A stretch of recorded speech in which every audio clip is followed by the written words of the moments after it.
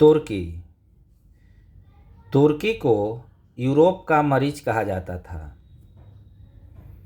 पान इस्लामिज्म का नारा अब्दुल हमीद द्वितीय ने दिया था। युवा तुर्क आंदोलन की शुरुआत अब्दुल हमीद द्वितीय के शासनकाल में सन 1908 ईस्वी में हुई। प्रथम विश्व युद्ध के बाद तुर्की के साथ भीषण अपमानजनक संधि यानी सेब्र की संधि 10 अगस्त 1920 ईस्वी को की गई। मुस्तफ़ा कमाल पाशा ने इसे मानने से इनकार कर दिया। आधुनिक तुर्की का निर्माता मुस्तफ़ा कमाल पाशा को माना जाता है। इसे अतातुर्क यानी तुर्की के पिता के उपनाम से भी जाना जाता है। मुस्तफ़ा कमाल पाशा का औपचारिक जन्म तिथि 19 मई सन 1881 ईस्वी में सेलेनिका में हुआ था। इसके पिता का नाम अली राजा था। तुर्की में एकता और प्रगति समिति का गठन सन 1889 ईस्वी में हुआ। प्रारंभ में कमाल पाशा एकता और प्रगति समिति से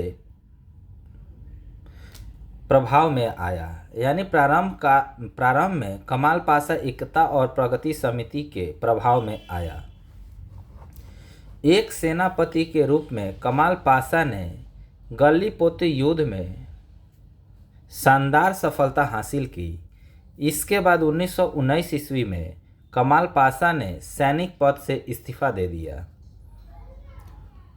1919 ईस्वी के अखिल तुर्क कांग्रेस के प्रथम अधिवेशन की अध्यक्षता मुस्तफ़ा कमाल पाशा ने की। सन 1923 ईस्वी में तुर्की एवं यूनान के बीच में लोजान की संधि हुई। 23 अक्टूबर 1923 ईस्वी को तुर्की गणतंत्र की घोषणा हुई। कमाल पाशा ने तुर्की में 3 मार्च 1924 ईस्वी को खिलाफत को समाप्त कर दिया।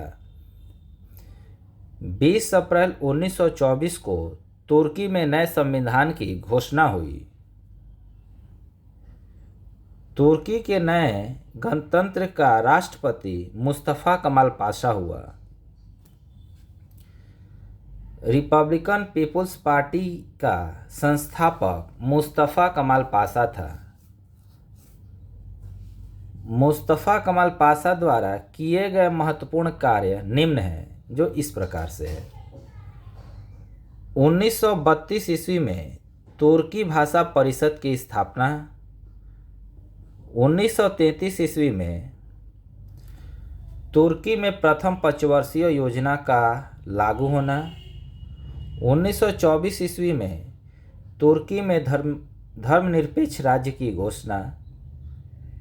इस्तांबुल में एक मेडिकल कॉलेज की स्थापना।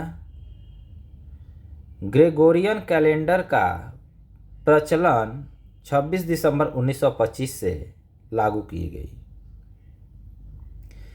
इस्तांबुल का पुराना नाम कुस्तुंतुनिया था।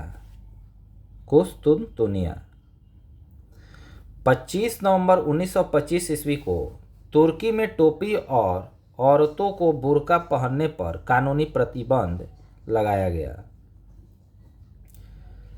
कमाल पाशा की मृत्यु सन 1938 ईस्वी में हो गई।